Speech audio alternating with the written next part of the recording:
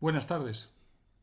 No puedo dejar de compartir con ustedes el asco, la repugnancia y lo vomitivo de la situación que estamos viviendo hoy en día a la vista del marco corrupto, fangoso que observamos alrededor de nuestro presidente del gobierno, de su familia, de sus allegados, de sus amigos, de esos grupos que están emergiendo por todos los lados como burbujas en un lago sucio, porque no tiene otra palabra lo que le está pasando a nuestro país en este momento que la suciedad que estamos observando, que la bajeza de todo lo que vemos, que ese señor se siga llamando presidente del gobierno y que todos estemos pagando nuestros impuestos para tener que continuar viendo cada día cómo se destroza el Estado de Derecho y la democracia que tantos años nos ha costado construir. No, ya no estamos en un Estado de Derecho. Constatamos auténticamente que por mucho que vaya rápidamente la justicia y avance, quedan muchos años para que muchas personas, y hasta lo más alto de este gobierno, terminen seguramente en la cárcel. Es verdad, el Partido Popular ha reaccionado este fin de semana pasado y ha dicho ya vamos a llevar a la justicia al Partido Socialista Obrero Español, a llevarla a la justicia por un montón de temas de corrupción, de malversación y demás, de tráfico de influencias. Bien, nadie puede decir que eso sea una mala iniciativa, pero lo que está claro es que está tomada ya demasiado tarde y que aunque ahora tenga lugar y sea efectiva, lo será a largo plazo quizá. Pero ¿qué pasará dentro de 2, 3, 4 años a lo mejor, en los que recurso tras recurso y apelación tras apelación terminemos ya sin saber quiénes eran los acusados, qué es lo que había pasado y nos veamos ya seguramente metidos en otro gobierno que espero que sea un gobierno que no sea despiadadamente corrupto y tremendo para nuestro futuro como es el actual? Porque es de nuestro futuro de lo que se trata cuando el presidente del gobierno intenta presentarnos hoy 200 millones para los jóvenes y vivienda. Lo que no se da cuenta es que lo que está haciendo, la corrupción que está generando en España, el ejemplo que está dando a los jóvenes, es despreciable, que la imagen que está dando a nivel internacional es tan pésima como ya lo anuncian Time o The Economist, que muchísimos inversores van a alejarse de nuestro país, que sus posiciones erráticas en política exterior nos están borrando auténticamente del mapa y haciéndonos enemigos de países que antes eran amigos y que nos hubieran podido dar muchísima más rentabilidad en el futuro para el bienestar de los españoles.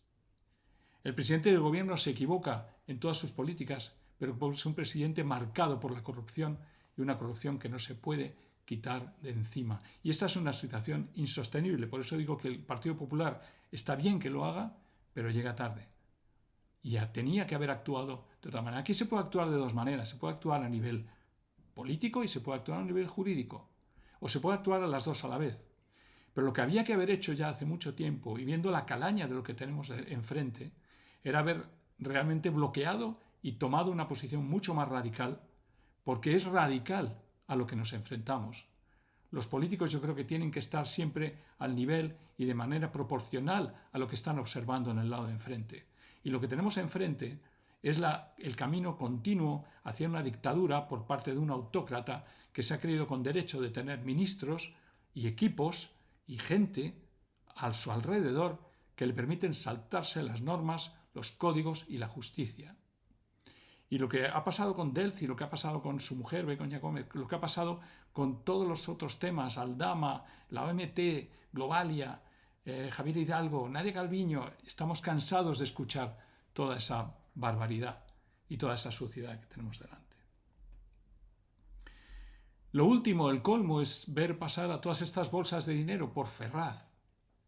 Cuando hablan de ese negocio de hidrocarburos en el que hay dos empresarios que habrían dado un dinero que tenía que acabar en manos de Coldo, Ábalos y demás, y de Ábalos, y que había que pagar como compensación. Pero es que el negocio, según nos cuentan los medios, el negocio era de la coima, o como le queramos llamar, o la comisión, o el precio de todo esto era muy superior, era de 600.000 euros. ¿Dónde están los 510.000 euros restantes?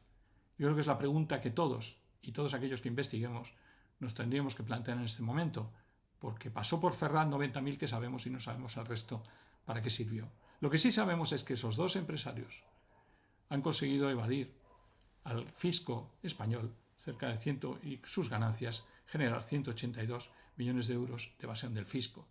Quiere decir que el señor Ábalos, el ministro del señor Sánchez, metido en todo este follón con Aldama y ligado a su vez a Aldama, a Hidalgo, a su mujer y a todos los temas, en el fondo toda esa trama lo que ha conseguido es incluso hacerle un boquete a Hacienda. Son demasiadas las cosas que se van acumulando. Yo creo que somos muy ingenuos de pensar que Sánchez llegó al poder de una manera, sí, siempre se dice de una manera rara, imponiéndose en el Congreso, con una actitud muy altanera y tal, pero nunca nos centramos en sus visitas a Washington y las relaciones en los comienzos del señor Sánchez que tenía y las cosas que están pasando hoy en día y todo el globalismo y wokismo que nos ha inyectado a través de Teresa Rivera y de muchos otros de sus ministros, ¿no? Yo quiero recordar que en el año 2015, a principios del 2015, cuando todavía no era presidente del gobierno, por supuesto, Sánchez fue al National Democratic Institute, el NDI, donde ya había trabajado en Washington. Qué interesante. Por cierto, financiado por Soros y la Open Society Foundation, nunca lo olvidemos. Y metido en las revoluciones de color y muchos otros temas de los que hemos hablado muchas veces. Pero visitó también el Center for American Progress. Y el Center for American Progress, o para el progreso económico americano, cuyo fundador fue John Podesta, está dirigido actualmente por un expresidente de la Open Society Foundation. Qué casualidad. ¿Cuántas visitas de Sánchez a allegados o cercanos a la Open Society Foundation? Y qué casualidad que luego, cuando toma el poder en el gobierno en el 2018, resulta que el señor Sánchez, el primero que va a visitarle, es el señor Soros. Yo creo que no hay que... Muchas veces tendemos a personalizar en Soros muchos problemas y tal. Pero yo lo único que quiero dejar aquí claro es que las primeras visitas ocurren a esos organismos que están muy ligados con eso. Pero qué casualidad luego los emails hackeados de Hillary Clinton desvelan unos dos emails en particular en los que Teresa Rivera, exministra de Transición Ecológica, ahora ya en un puesto mucho más tranquilo e interesante en la Comisión Europea, no sé si tranquilo, pero desde luego boyante e interesante para su bienestar material, pues la señora Teresa Rivera le escribe dos emails al señor Podesta. ¿El señor Podesta quién es? Pues es el asesor de Obama. Pero además, ¿quién es el señor Podesta? Pues es el íntimo amigo y uno de los principales allegados también del señor Soros. ¿Y para qué le escribe? Pues le dice, mi secretario general quisiera visitar en el otoño del 2015, esto lo dice en julio, quisiera visitar Washington y poder hablar con Hillary Clinton y, si no es posible, pues con Bill Clinton. Las relaciones son muy potentes entre el señor Sánchez y el señor Podesta, que no solo está muy ligado a Soros, sino también a todos los temas, a muchísimos temas de corrupción con Odebrecht y con Brasil y el gobierno brasileño, y sobre todo con Brasil y Odebrecht.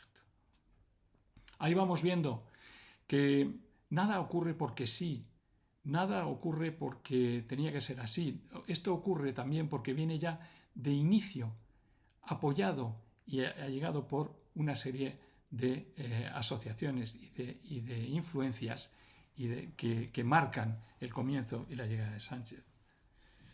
Al final, en junio del 17, sería nombrado secretario general del PSOE y en el 2018 presidente del gobierno. Pero vemos de dónde viene, vemos cuáles son sus amistades y vemos por qué el globalismo y el wokismo se han impuesto. Pues porque en las conversaciones que tuvo con la señora Madeleine Albright en el Center for American Progress, lo más seguro es que no hablaron de qué buen tiempo hacía, sino precisamente de que él iba camino de presentarse y de ser el próximo presidente del gobierno español y necesitaría algo. Y aquí me paro porque hay que investigar mucho más, porque yo creo que es muy importante saber si su llegada a España y todo lo que ocurrió después y sus grandes éxitos políticos se deben o no a apoyos por parte del Center for American Progress y de todo lo que rodea a toda la gente que estaba rodeándole en aquel momento a nivel internacional. Su altanería, el plantearse como un hombre prepotente, incluso despiadado, implica muchísimo que venía seguramente con grandes apoyos. Pero un día descubriremos cuáles eran sus grandes apoyos y si le ayudaron o no a estar ahí. El caso es que él está ahí y lo que nos genera en este momento en la situación que vivimos en España es una maraña, un verdadero fango en el que está metido. Sería complejo y sería mucho más que lo que tiene la longitud de este vídeo el meternos en esa complejidad. La quiero mostrar en un gráfico y en este gráfico realmente se ven unas cuantas de las importantísimas relaciones que tiene todo esto de unos con otros en toda esta maraña. Toda esta trama corrupta es más bien un equipo, es más bien un grupo que interactúa con personas que son realmente los nexos, digamos los puntos de conexión de unos con otros en sus diferentes negocios. Y aquí vemos negocios desde el punto de vista de las mascarillas, desde la época de la pandemia, negocios que van relacionados por supuesto con Europa y que en cierto modo no quiere nadie tocar porque es demasiado delicado el rescate de Europa y no se va a tocar por ahora. Y por supuesto ligados a todo el entramado de su mujer en el que entra la Universidad Complutense, Barrabés con Innova.next, con InnovaNext y con Red.es y los concursos que consigue ganar el señor Barrabés en esta época. Víctor Daldama, ligado a Globalia, ligado a Javier Hidalgo, todos ellos ligados a la Organización Mundial del Turismo, de la que también querría pararme un segundito a hablar en esta trama corrupta, sin echar ninguna acusación. Pero quiero decir que estoy bastante asombrado que la Organización Mundial del Turismo, en particular el señor Polilikashvili, salga en este momento como inocente y no se hable muchísimo de él. Es que no podemos, o la justicia, o no hay ninguna esto que ligue el por qué Javier Hidalgo con Globalia gana los concursos en la OMT para ser la agencia de viajes de la organización en Madrid, en España, en la organización internacional, y al mismo tiempo el gobierno viene a regalarle la sede, la nueva sede de la Organización Mundial del Turismo en el antiguo Palacio de Congresos al lado del Bernabéu. Hay muchas cosas relacionadas y por qué el señor Polilikashvili es el gran promotor del Africa Center y de toda la iniciativa con la señora Gómez por África y todas las facilidades que dan. Yo lo único que digo es que aquí no hay que dejar ningún cabo suelto, hay que ligar absolutamente todo, hay que integrar también a Nadia Calviño. Todo esto es una masa corrupta realmente despreciable que destroza nuestro país y que minuto a minuto está destrozando el futuro económico, de imagen y económico, por supuesto, de nuestro país. ¿Qué pasará a partir de ahora? No sé cómo decirlo. Los socios de los corruptos son también corruptos. Por supuesto, Junts, RC, el PNV, el famoso PNV. Pues sí, se puede decir que cuando te quedas con un corrupto, te quedas en silencio y lo apoyas, es porque eres corrupto o porque te parece bien la corrupción. No sé cuál de las dos podemos decir en este momento. Yo creo más bien porque les parece bien la corrupción. Y si te parece bien la corrupción, desde luego vas a estar dispuesto a hacer jugadas sucias. Puede que sí, que hagan alguna jugada que otra sucia. Puede que haya movimientos. Puede que cuando caiga este gobierno corrupto haya algún movimiento de alguno de estos partidos por sacar adelante un nuevo gobierno, pero siempre en el que puedan seguir sacando tajada. Porque en este país no se trabaja para España, se trabaja para sacar tajada, cada uno de su propia autonomía, en lo que quieren crear como un auténtico país fragmentado, dividido, en el que unas autonomías luchan contra otras. No sabemos qué nos deparan los próximos meses, no sabemos a dónde va a llegar toda esta maraña judicial. Va a ser lenta y al final muchas veces está el Tribunal Constitucional, que puede limpiar muchísimas cosas gracias a la manipulación en su nombramiento por parte, de nuevo, de este presidente del gobierno.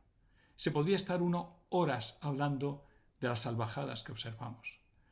Pero yo creo que tenemos que pensar en las soluciones posibles y quién las puede traer. Los partidos de la oposición, y en particular el Partido Popular, no ha tenido por el momento las agallas de plantarse radicalmente y no permitir ni un paso más de este presidente del gobierno con su trama corrupta.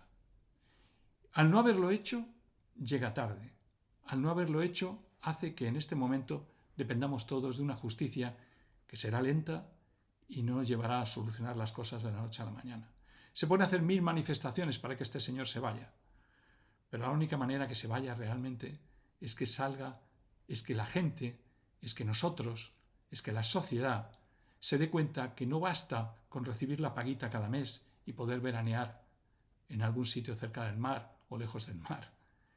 Que lo que hace falta es darse cuenta que cuando una persona que dirige tu país y que pensabas que te llevaba en democracia y que iba a respetar tu libertad de expresión, que se iba a ocupar de tu vivienda y que jamás iba a tocar la corrupción, cuando cae en la corrupción, cuando se hace amigo de los terroristas y de sus partidos, cuando traiciona a las víctimas del terrorismo, ese personaje no se puede más que salir uno a la calle, que movilizarse y que ir a derrocarlo completamente. No es posible seguir teniéndole respeto a un Congreso de los Diputados presidido por la señora Armengol. No es posible seguir teniendo respeto a este presidente del gobierno. Y cuidado con este gobierno, que tenga muchísimo cuidado. Los españoles siempre acabamos entendiendo las cosas.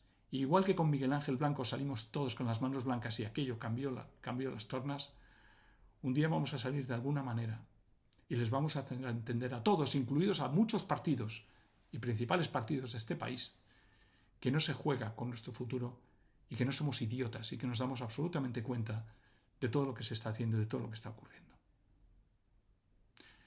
Seguiré comentando este tema porque tiene muchísimo que hablar y muchísimo hay que decir y añadir. Y por el momento, muchísimas gracias y buenas tardes.